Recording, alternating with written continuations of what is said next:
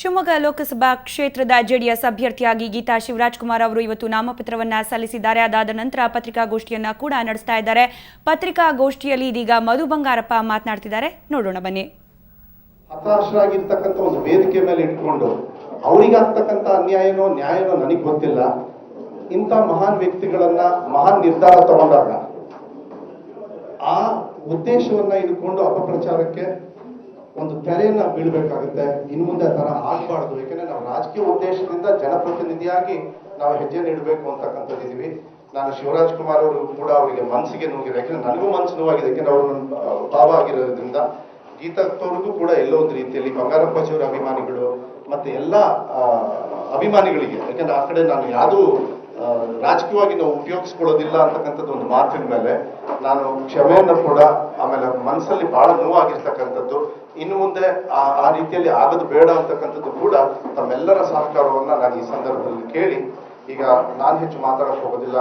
ಮುಂದಿನ ದಿನಗಳಲ್ಲಿ ಕ್ಷೇತ್ರವಾರು ನಾನು ಗೀತಾ ಶಿವರಾಜ್ಕುಮಾರ್ ಅವರು, ನಮ್ಮ ಜನಪ್ರತಿನಿಧಿಗಳು ಗೆದ್ದಿರೋರು, ಮತ್ತೆ ಮೊನ್ನೆ ಶಾಸಕರಿಗೆ ತೀರ್ಥಹಳ್ಳಿಯಲ್ಲಿ ಮದನ್ ಅವರು ಇರ್ಬೋದು, ನಮ್ಮ ಜಿಲ್ಲಾಧ್ಯಕ್ಷರ ಮಾರ್ಗದರ್ಶನದಲ್ಲಿ ಜಿಲ್ಲಾ ವತಿಯಿಂದ ಮತ್ತೆ ತಾಲೂಕು ಬೈಂದೂರು ನಮ್ಮ ರಂಜಿತ್ ಶೆಟ್ಟಿ ಅವರು ಬಂದಿದ್ದಾರೆ, ಅವ್ರ ಮಾರ್ಗದರ್ಶನದಲ್ಲಿ ಯಾವ ರೀತಿ ಹೋಗಬೇಕು ಅಂತಕ್ಕಂಥದ್ದು ಉದ್ದೇಶದ ಮೇಲೆ. ಯಾಕೆಂದ್ರೆ ಇನ್ಮೇಲೆ ನಾವು ಮತನ್ನ ಕೇಳ್ತಕ್ಕಂಥ ಸಂದರ್ಭದಲ್ಲಿ ಅವ್ರ ವಿಶ್ವಾಸವನ್ನ ತಗೊಳ್ಬೇಕಾಗತ್ತೆ. ಸಾಕಷ್ಟು ಬಹಿರಂಗ ಸಭೆಗಳನ್ನ, ರೋಡ್ ಶೋಸ್ನ ಮತ್ತೆ ಎಲ್ಲಾ ರೀತಿಯಲ್ಲೂ ಮಾಡಬೇಕಾಗತ್ತೆ. ಅತಿ ಹೆಚ್ಚಿನ ಶಕ್ತಿಯನ್ನು ಇವತ್ತು ಏನು ಕೊಟ್ಟಿದ್ದಾರೆ ಅವರಿಗೆಲ್ಲರಿಗೂ ಧನ್ಯವಾದಗಳಲ್ಲಿ. ಮುಂದಿನ ದಿನಗಳಲ್ಲಿ ಅವರ ಸಹಕಾರವನ್ನು ಬೇಡಲಿಕ್ಕೆ ನಾವು ಹೋಗ್ತಕ್ಕಂಥ ಕೆಲಸವನ್ನ ಮಾಡ್ತೀವಿ. ಸ್ವಲ್ಪ ದಿವಸ ನಾನು ಗೀತಕ್ಕ ಅವ್ರ ಜೊತೆ ಹೋಗ್ತೀನಿ, ಯಾಕಂದ್ರೆ ನನಗೂ ಕೂಡ ನಾನು ಚುನಾವಣೆಯಲ್ಲಿ ಬಂದಾಗ ನನಗೆಲ್ಲರೂ ಸಹಕಾರವನ್ನು ಮಾಡಿದ್ರು. ಮೊದಲೇ ಒಂದು 5-6 ದಿವಸ ಗೀತಕ್ಕ ಅವ್ರ ಜೊತೆ ಹೋಗಿ ಆಮೇಲೆ ಅವ್ರ ಪಾಡಿಗೆ ಅವ್ರು ಹೋಗ್ತಾ ಇರ್ತಾರೆ, ನಾನು ಹೋಗ್ತಿರ್ತೀನಿ. ಬಹಳ ದೊಡ್ಡ ಕ್ಷೇತ್ರ ಇರೋದ್ರಿಂದ ನಾವು ಮಾಡ್ಕೊಂಡು ಹೋಗ್ತಕ್ಕಂಥದ್ದು. ಮತ್ತೆ ಐ ಥಿಂಕ್ ಕೆಲವೆಲ್ಲ ಪ್ರಶ್ನೆ ನಾನು ಉತ್ತರ ಕೊಡೋದು ಬೇಡ, ಯಾಕಂದ್ರೆ ಶಿವಣ್ಣವ್ರಿಗೂ ನೀವು ಕೇಳಬೇಕು ಅಂತಕ್ಕಂಥ ನನ್ನ ಭಾವನೆ.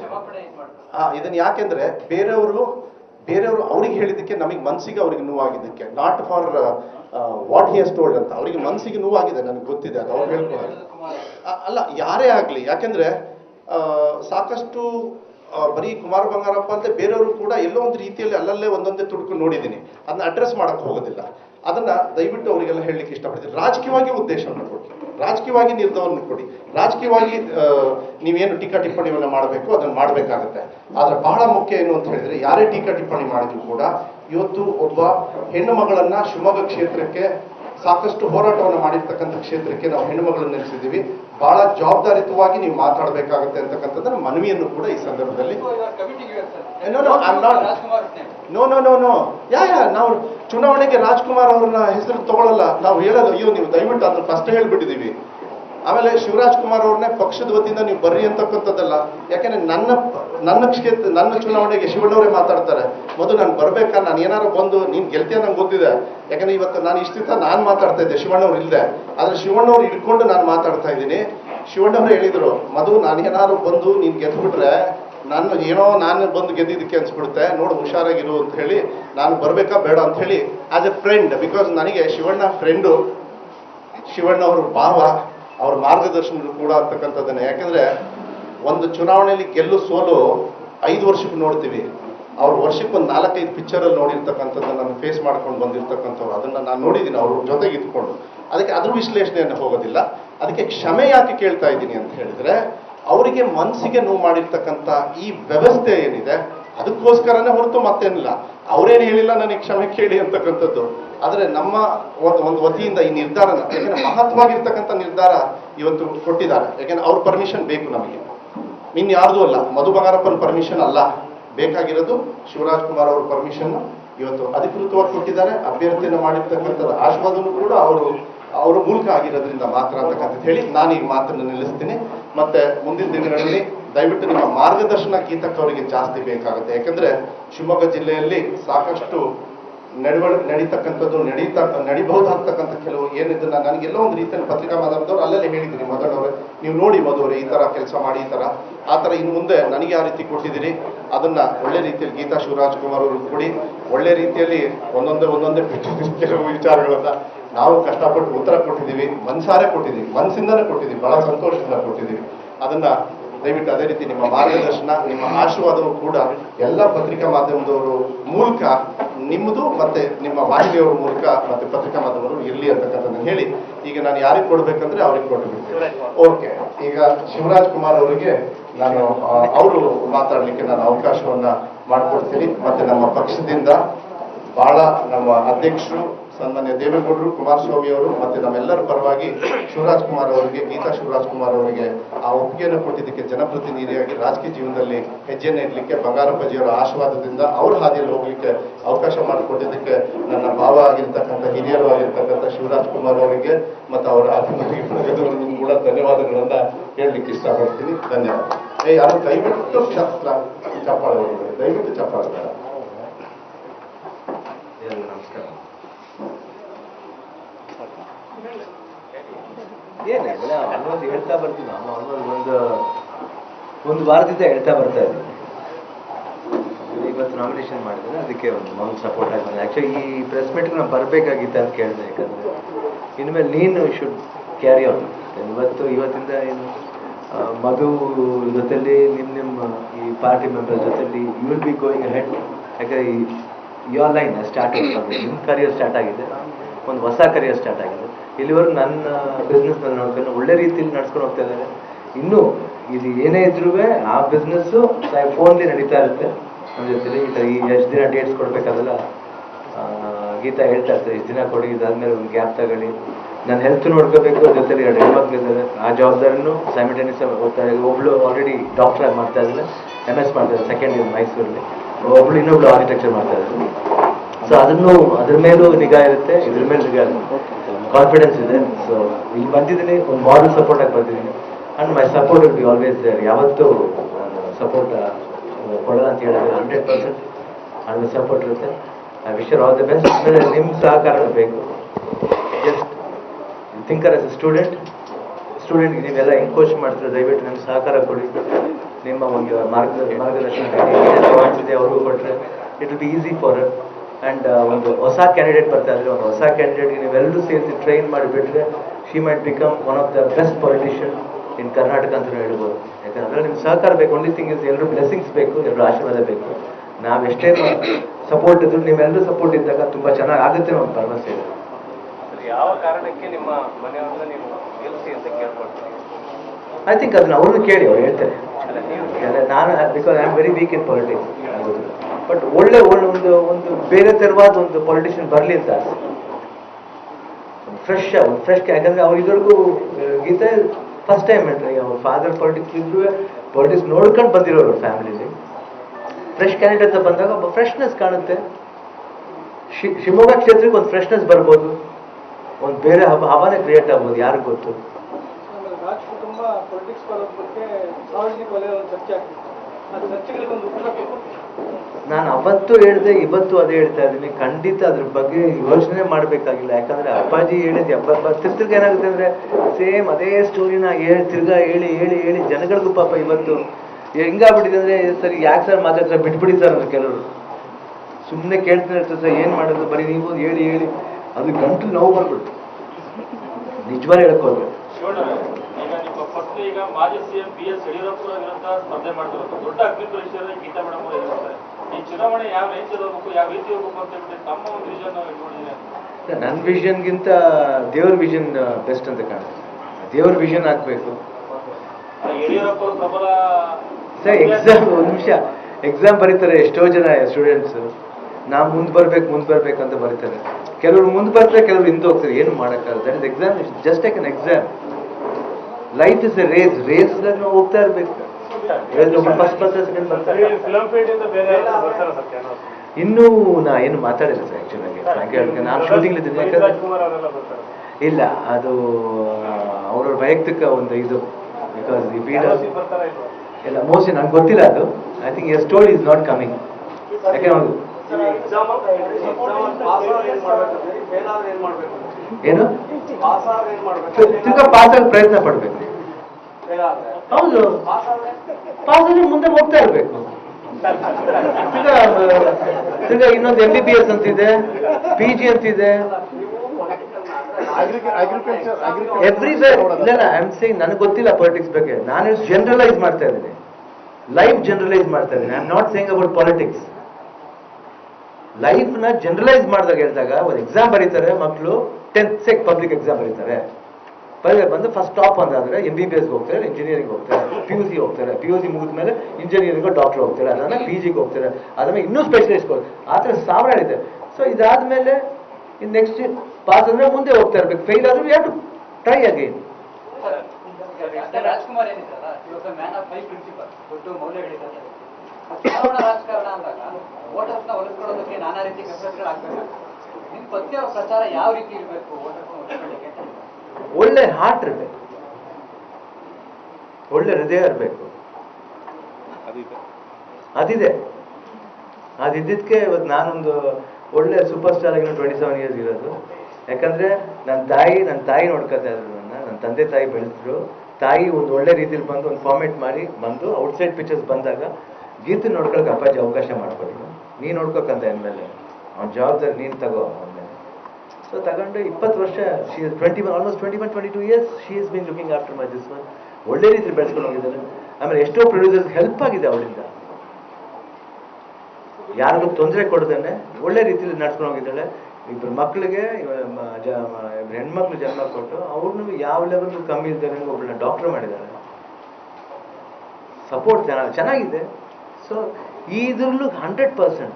ಸೊ ಒಂದು ಲೇಡಿ ಮನ್ಸು ಮಾಡಿದ್ರೆ ಏನ್ ಬೇಕಾದ್ರೆ ಮಾಡ್ಬೋದು ಅನ್ನೋದಕ್ಕೆ 1000 ಎಕ್ಸಾಂಪಲ್ಸ್ಗಳಿದೆ ಇಂಡಿಯಾ. ತುಂಬಾ ಖುಷಿ ಆಯ್ತು ಸರ್ ಆಕ್ಚುಲಿ ಸಪೋರ್ಟ್. ಅಭಿಮಾನಿಗಳು ಸಿಕ್ಕರ್ ಸಕ್ಸಸ್ ಆದಾಗ ಅಭಿಮಾನಿಗಳು ಒಂದು ರಾಜಕೀಯ ಪಕ್ಷದ ಕಾರ್ಯಕರ್ತರ ಮೆರವಣಿಗೆ ನೋಡಿದ್ವಿ. How do you feel? I not feel any difference ಏನು ಗೊತ್ತಾಗ. ಅಭಿಮಾನಿಗಳು ಕಾರ್ಯಕರ್ತರು ಒಂದೇ ಹಂಗಂತಲ್ಲ, ಯಾಕಂದ್ರೆ ಅಭಿಮಾನಿ ಅಲ್ಲಿ ಬಂದ್ಬಿಟ್ಟು ಸರ್ ಒಬ್ರು ಬಜರಂಗಿ ಅಂತಿದ್ರು, ಒಬ್ರು ಸತ್ಯ ಅಂತಿದ್ರು, ಓಂ ಅಂತಿದ್ರು, ಬೆಳ್ಳಿ ಅಂತಿದ್ರು ಒಬ್ರು. ಸೊ ಅದು ಇತ್ತು, ಜೊತೆಲಿ ಅವ್ರು ಇದ್ರದ್ದು ಇತ್ತು, ಅವ್ರ ಪಕ್ಷದ್ದು ಇತ್ತು. ಆಮೇಲೆ ನನ್ನ ವೈಫ್ ಇದರಿಂದ ಅದೊಂದು ಕೂಗಾಟ ಆಡ್ತಾ ಇರ್ತೀನಿ. ಬಂಗಾರಪ್ಪ ಅಪ್ಪ ಮಾವನವ್ರ ಬಗ್ಗೆ ಕೂಗಾಟ ಆಡ್ತಾ ಇರ್ತೀನಿ. ನಾನೇನ್ ಕೇಳ್ಕೊಟ್ಟಿದ್ದೆ ಅಂದ್ರೆ, ನಮಗೆ ಅಣ್ಣವ್ರು ರಾಜ್ಕುಮಾರ್ ಅವ್ರ ಸಿನಿಮಾಗಳು ಸಿಗ್ಲಿಲ್ಲ, ನಾವು ಬೆಳೆಯೋ ಹೋಗ್ತಲ್ಲ, ಅವರೆಲ್ಲ ತುಂಬಾ ದೊಡ್ಡವರು, ನಾವೆಲ್ಲ ನಿಮ್ ಸಿನಿಮಾ ನೋಡ್ಕೊಂಡು ಬೆಳೆದವರು. ನನ್ನ ವಯ ಅಂದವರು ಅವ್ರು ನಿಮ್ಮನ್ನ ಒಬ್ಬ ನಟ ಅಂತಾಗಿ ನಿಮ್ ಬಗ್ಗೆ ಅಭಿಮಾನ ಇಟ್ಕೊಂಡಿರ್ತಾರೆ. ಆದ್ರೆ ನೀವು ಒಬ್ಬ ರಾಜಕೀಯ ಕಾರ್ಯಕರ್ತ. ನಾ ರಾಜಕೀಯದ ಕಾರ್ಯಕರ್ತ ಅಂತ ಹೇಳಿ ಒಂದ್ ನಿಮಿಷ, ರಾಜಕೀಯ ಪರವಾಗಿ ಭಾಷಣ ಮಾಡಕ್ ಬರ್ತೀನಿ ಅಂದಾಗ ಇವಾಗ ರಾಜಕೀಯದ ಪರವಾಗಿ ನಾನು ಭಾಷಣ ಮಾಡ್ತಿಲ್ಲ. ನೀವು ಕ್ವಶನ್ ಅಲ್ಲಾದ್ರೆ ನಾನು ಏನು ಮಾತಾಡ್ತಿರ್ಲಿಲ್ಲ. ಬಿಕಾಸ್ ನೀವೇನೋ ಕ್ವಶನ್ ನೀವು ಕ್ಲಾರಿಫೈ ಮಾಡ್ಬೇಕಾಯ್ತು, ಅದಕ್ಕೆ I want to clarify you. ಇಲ್ಲ ನಾನು ಒಂದ್ ನಿಮಿಷ ನಾನು ಮಾತಾಡ್ಬೇಕಾದ ಅವಶ್ಯಕತೆ ಇಲ್ಲ ಸರ್. ಇವಾಗ ನಾನು ಇವಾಗ ಇದನ್ನ ಬಿಟ್ಬಿಟ್ಟು ನಾನು ಪಿಕ್ಚರ್ ಬಗ್ಗೆ ಕೇಳಿ ಪಿಕ್ಚರ್ ಬಗ್ಗೆ ಮಾತಾಡ್ತೀನಿ, ಎಷ್ಟು ಬೇಕು ಹೇಳಿ. ಯಾ ಸರ್? ಇಲ್ಲ ಸರ್, ನಾನು ಇದು ಫಿಲಿಂ ಪರೀಕ್ಷೆ ಬರೀತಾ ಇರ್ತೀನಿ ಸರ್. ಯಾಕಂದ್ರೆ ಅದ್ರಲ್ಲಿ ಲಾಟ್ ಆಫ್ ಕಾಂಪಿಟೇಷನ್ ಇದೆ ಸರ್. ತುಂಬಾ ಸೂಪರ್ ಸ್ಟಾರ್ಗಳಿದ್ದಾರೆ. ನನ್ನ ತಮ್ಮ ಸೂಪರ್ ಸ್ಟಾರ್ ಆಗಿದ್ದಾನೆ, ದರ್ಶನ್ ಇದ್ದಾರೆ, ಸುದೀಪ್ ಇದ್ದಾರೆ, ಯಶ್ ಇದ್ದಾರೆ, ಸಾಕಷ್ಟು ಹೊಸ ಕಲಾವಿದರು ಬರ್ತಾ ಇದ್ದಾರೆ, ಹೊಸ ಪ್ರತಿಭೆಗಳು ಬರ್ತಾ ಇದ್ದಾರೆ. ಅದಕ್ಕೂ ಕಾಂಪಿಟೇಷನ್ ಇದೆ. ಆ ಕಾಂಪಿಟೇಷನ್ ಫೇಸ್ ಮಾಡ್ಬೇಕು. ಇಲ್ಲಾಂದ್ರೆ 51 ವರ್ಷದಲ್ಲಿ 6 ಪ್ಯಾಕ್ ಮಾಡ್ಬೇಕಾದ ಅವಶ್ಯಕತೆ ಇರಲಿಲ್ಲ.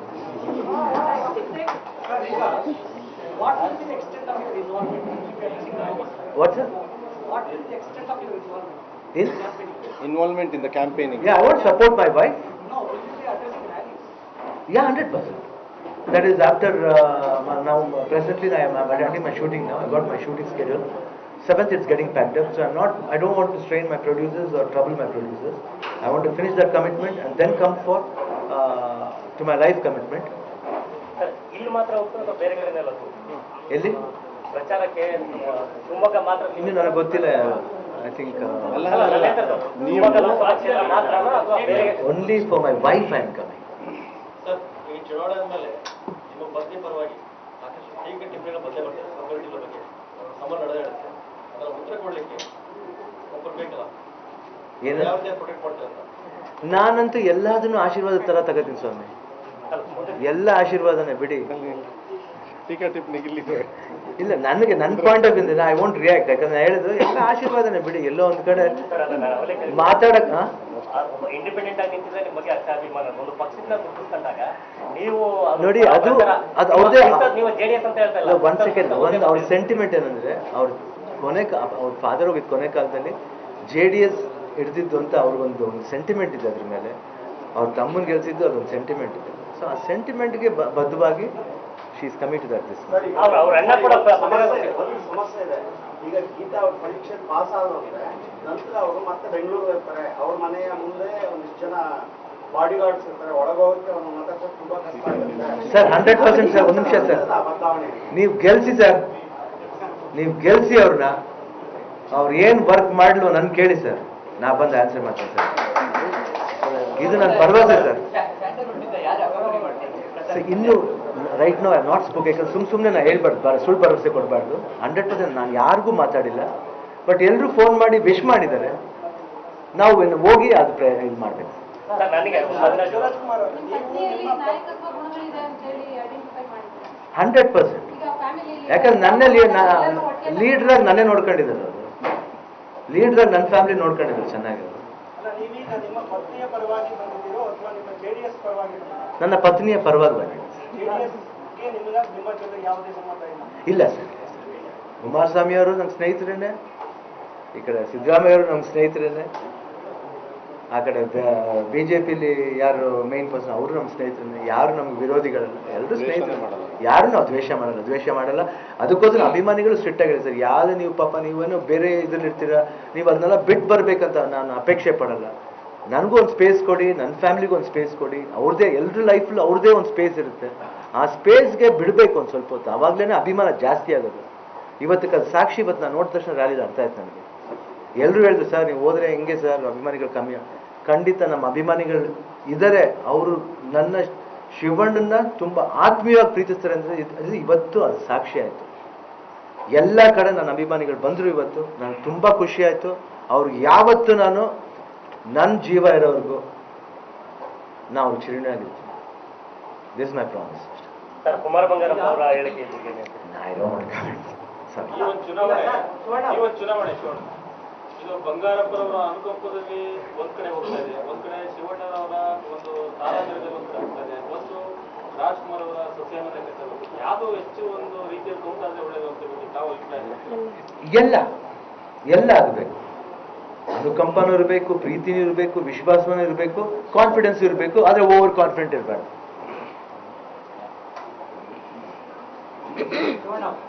ಈಗ ಕುಮಾರ್ ಬಂಗಾರಪ್ಪ ಅಷ್ಟೇ ಇದೆ, ಒಂದು ಸೈಡ್ ಇದೆಯಾ? ನಾವು ಒನ್ ಸೈಡ್ ಅಂತ ಎಲ್ಲಿಲ್ವಲ್ಲ. ಯಾಕಂದ್ರೆ ಎಲ್ಲೋ ಒಂದ್ ಕಡೆ ಫ್ಯಾಮಿಲಿ ಪ್ರಾಬ್ಲಮ್ಸ್ಗಳು ಬರುತ್ತೆ ಹೋಗುತ್ತೆ. ಬಂದಾಗ ಅದನ್ನ ಸರಿ ಮಾಡ್ಕೋಬೇಕಾದ್ರು ವೈಯಕ್ತಿಕ ಅವ್ರವ್ರ ಇಚ್ಛೆ, ಅದು ಅವ್ರವ್ರ ಇಷ್ಟ, ಅವ್ರವ್ರ ಇದಾಗಬೇಕು, ಪ್ರಯತ್ನ ಆಗಬೇಕು. ಅದು ಪ್ರಯತ್ನ ಆಗದೆ ನಾನಾಗಿ ಹೋಗಿ ಕೇಳ್ಕೊಳಕ್ಕಾಗಲ್ಲ.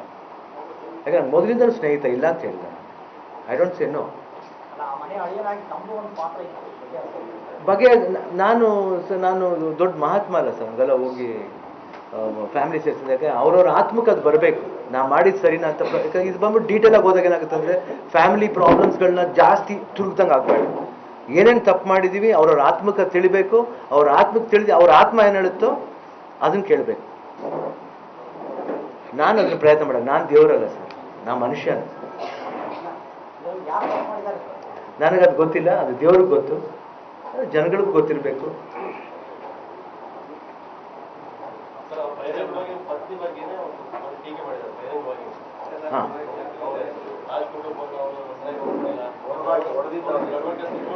ಸರ್ 1000 ಜನ ಹೇಳ್ತಾರೆ ಸರ್. ಅದು 1000 ಜನ ಒಬ್ರು ಅವ್ರು ಹೇಳಿದ್ರು ಅಂತ ತಿಳ್ಕೊತೀನಿ ಸರ್. ಅಷ್ಟೇ, ಏನು ಹೇಳ್ಕಲ್ಲ. ಯಾಕಂದ್ರೆ ನಮ್ಮ ಮನೆಯವ್ರು ಯಾರು ಹೇಳಿದಾರ?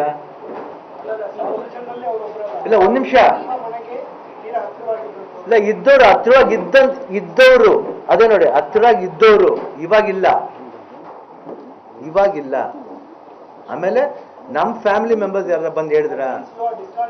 ನಾವು 1 ಮಿನಿಟ್. ನಮ್ಮ ಫ್ಯಾಮಿಲಿ ಮೆಂಬರ್ಸ್ ಯಾರು ಬಂದು ಹೇಳಿದ್ರ ಅವಾಗ ಮಾತಾಡೋಣ. ಅಲ್ಲಿವರೆಗೂ ಮಾತಾಡಬೇಡ. ಯಾರು ಹೇಳಿಲ್ಲ, ನಾವು ಚೆನ್ನಾಗೇ ಇದ್ದೀವಿ. We are all fine.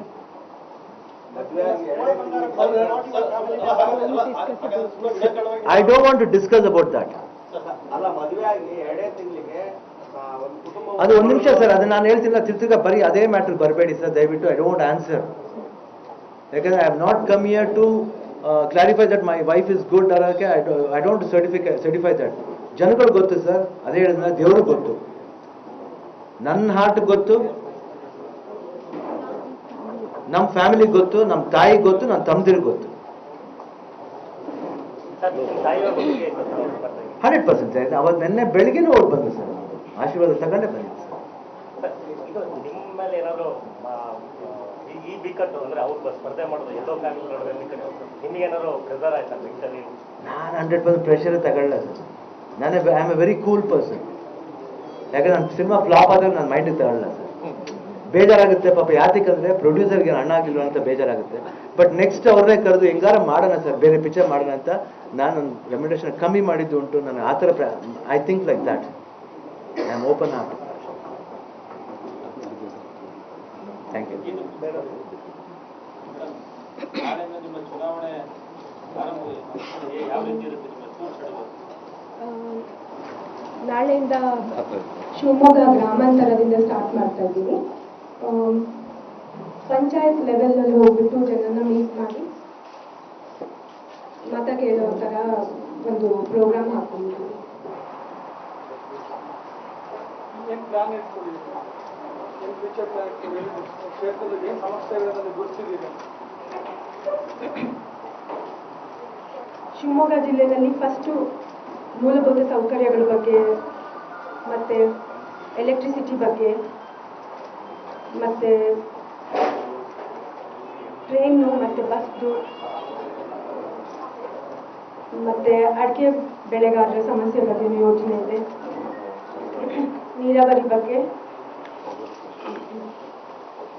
ಆಮೇಲೆ ನಮ್ಮ ತಂದೆ ಇದ್ದಿದ್ದ ಕಾಲದಿಂದ ಬಗೆಹರಿಸುವ ಬಗ್ಗೆ ಅದ್ರದ್ದು ಹೋರಾಟ ಅವ್ರು ಮಾಡ್ಕೊಂಡು ಬಂದಿದ್ದಾರೆ. ಅದನ್ನು ನಾವು ಕಂಟಿನ್ಯೂ ಮಾಡ್ತೀವಿ. ನನ್ನ ತಮ್ಮನೂ ಅದನ್ನ ಕಂಟಿನ್ಯೂ ಮಾಡಿದ್ದಾರೆ, ಅದನ್ನು ನಾವು ಕಂಟಿನ್ಯೂ ಮಾಡ್ಕೊಂಡು ಹೋಗ್ತೀವಿ. ಆಮೇಲೆ ಪ್ಲಸ್ ಈಗಿನ ಯುವಜನತೆ ಏನಿದೆ ಅವರಿಗೆ ಏನೇನು ಸೌಲಭ್ಯಗಳು ಬೇಕು ಅದನ್ನೆಲ್ಲ ನಾವು ಯೋಚನೆ ಮಾಡಿ ಅವ್ರ ಎಲ್ಲ ದೊಡ್ಡವ್ರದ್ದು ಸಲಹೆಗಳನ್ನ ತಗೊಂಡು ಅದನ್ನು ಮಾಡಬೇಕನ್ನೋ ಆಸೆ ಇದೆ.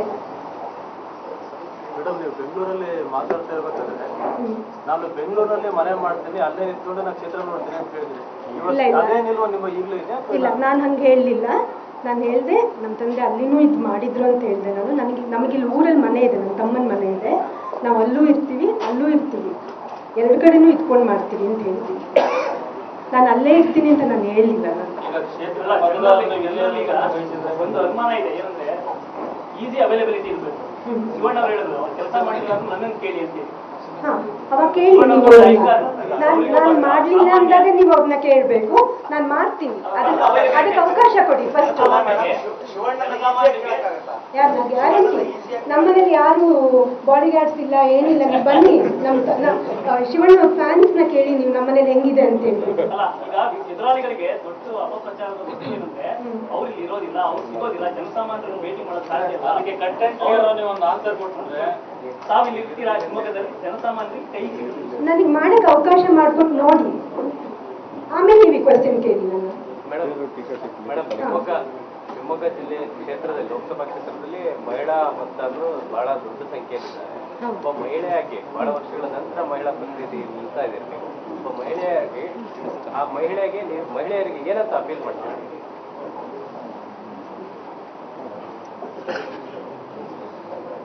ನನ್ನ ಗೆಲ್ಸಿದ್ರೆ ನಾನು ಒಬ್ಬ ಮಹಿಳೆ ಆಗಿರೋದ್ರಿಂದ ಅವ್ರುಗಳನ್ನೆಲ್ಲ ಚೆನ್ನಾಗಿ ಅರ್ಥ ಮಾಡ್ಕೊತೀನಿ. ಅವ್ರ ಸಮಸ್ಯೆಗಳೇನಿದ್ರು ಅವ್ರ ಸಲಹೆಗಳ ಜೊತೆಗೆ ನಾನು ಅದನ್ನ ಸಾಲ್ವ್ ಮಾಡೋಕ್ಕೂ ಟ್ರೈ ಮಾಡ್ತೀನಿ. ಆಮೇಲೆ ಮಹಿಳೆಗೂ ನಾನು ಮಹಿಳೆ ಆಗಿರೋದ್ರಿಂದ ನನಗೂ ಪ್ರಾತಿನಿಧ್ಯ ಕೊಡಿ. ನಾನು ಅದನ್ನ ನಾನು ಗೆದ್ರೆ ಅವರಿಗೂ ನಾನು ಪ್ರಾತಿನಿಧ್ಯ ಕೊಡ್ತೀನಿ. ಆಮೇಲೆ ಅವ್ರ ಜೊತೆಗೆ ಇದ್ಬಿಟ್ಟು ಎಲ್ಲ ಕೆಲಸಗಳನ್ನು ಮಾಡ್ತೀನಿ ಅನ್ನೋ ನಂಬಿಕೆ ನನಗಿದೆ. 7 ಅಸೆಂಬ್ಲಿ ಸೆಗ್ಮೆಂಟ್ ಇದೆಯಲ್ಲ, ಅದರಿಂದ ನೀವು ಸ್ಟ್ರಾಂಗ್ ಆಗಿರೋದು ಇಲ್ಲೇನೆ ಅಂತ. ನನಗೆ ಹಂಗೇನು ಅನ್ನಿಸ್ತಲ್ಲ, ಎಲ್ಲ ಕಡೆನೂ ನಾವು ಸ್ಟ್ರಾಂಗ್ ಆಗಿರಂಗೆ ಅನ್ಸುತ್ತೆ. ಅಂದ್ರೆ ನಮ್ಮ ಪಕ್ಷದಿಂದ 3 ಶಾಸಕರಿದ್ದಾರೆ ಇಲ್ಲಿ. ಆಮೇಲೆ ಸೋತವರಲ್ಲೂ ಬಹಳ ಕಮ್ಮಿ ಅಂತದಿಂದ ಸೋತಿದ್ದಾರೆ. ಶ್ರೀಕಾಂತ್ ಅವರಿದ್ದಾರೆ, ಆಮೇಲೆ ಮದನ್ ಅವರು.